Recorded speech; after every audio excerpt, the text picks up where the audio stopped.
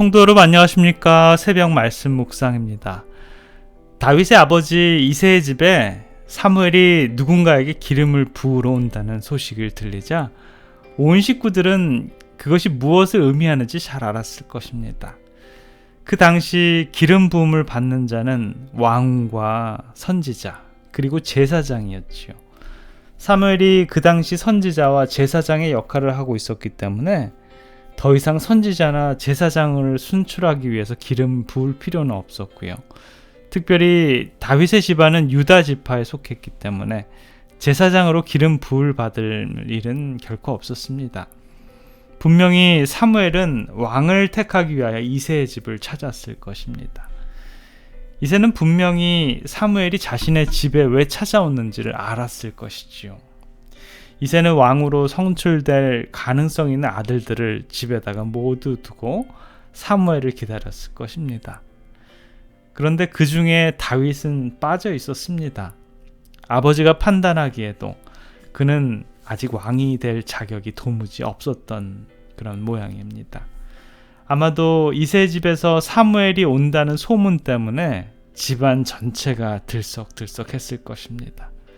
분명히 다윗도 그 소식을 들었을 것이고 어쩌면 본인도 사무엘을 만나겠다고 떼를 썼을 수도 있겠지만 다윗은 오히려 들에 나가 양을 치는 것이 왕이 되는 일보다 더 좋은 일이라고 생각하여 그는 들에 나가서 양을 쳤습니다.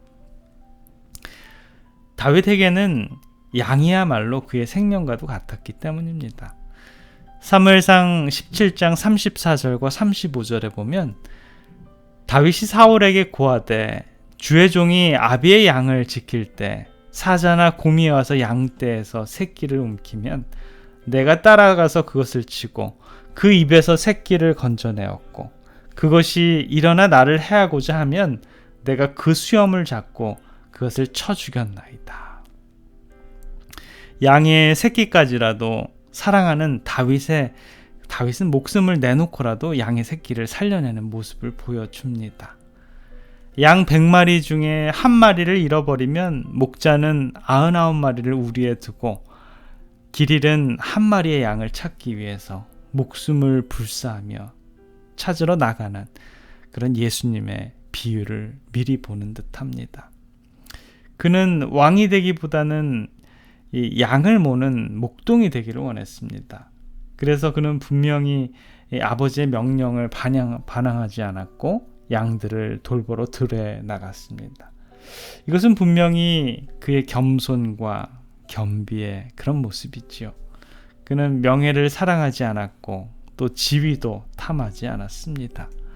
사무엘상 17장 15절에 보면 다윗은 사울에게로 왕래하여 베들레헴에서 그 아비의 양을 칠 때라는 말씀이 있죠.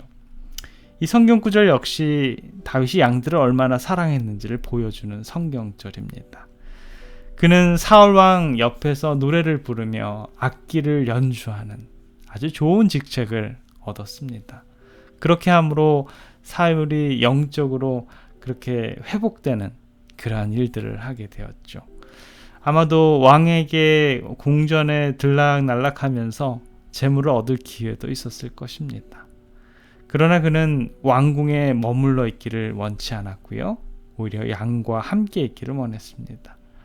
그는 양을 사랑하는 목동이었습니다. 사울왕 옆에서 온갖 부귀영화를 누리기보다는 냄새나고 더러운 양들의 목동이 되기를 원했기 때문에 그는 궁중 생활에 유혹되지 않고 늘 들판으로 돌아와서 양을 쳤습니다. 사울은요, 또 양 말고도 또 좋아하는 것이 하나 있었습니다. 시편 132편 1절부터 5절에 보면 그가 간절히 좋아하는 것들을 말합니다. 여호와여 다윗을 위하여 그의 모든 근심한 것을 기억하소서.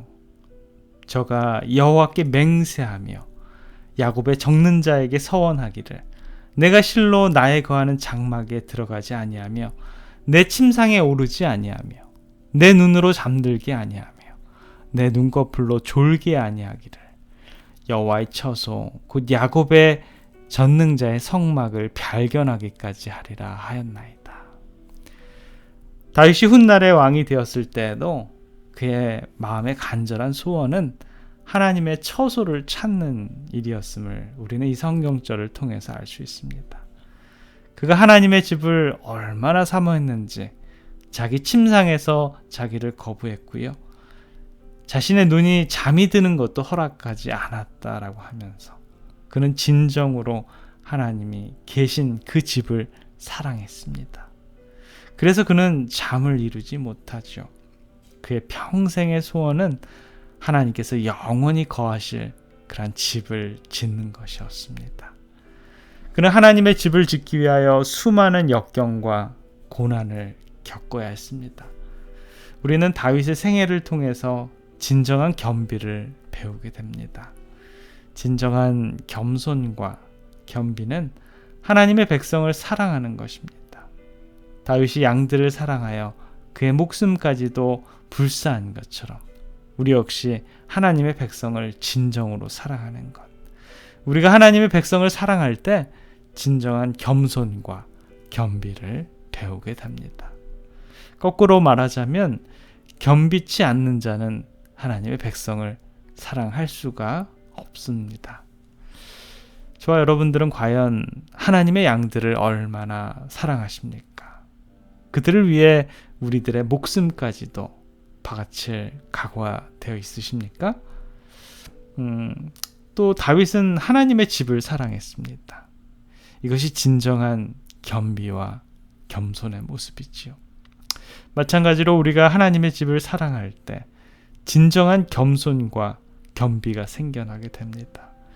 어쩌면 겸손하고 겸비한 자가 하나님의 집을 사랑한다고 해도 과언은 아닐 것입니다.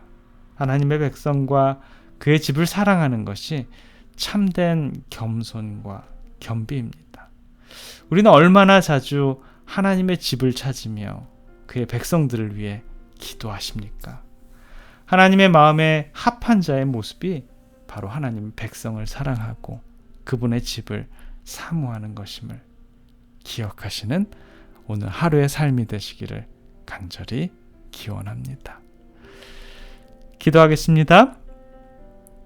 사랑의 아버지 하나님, 오늘 저희들에게 다윗의 겸손하고 겸비한 모습을 바라보게 해주셔서 감사합니다. 그가 왕의 자리도 탐내지 않고 오직 양을 사랑하며 자신의 양을 위해 목숨까지 내걸고 보호했던 것처럼 우리들의 삶도 하나님의 백성들과 그분의 처소를 위해 헌신을 다하는 우리들의 생애가 되도록 주님 인도해 주시옵소서.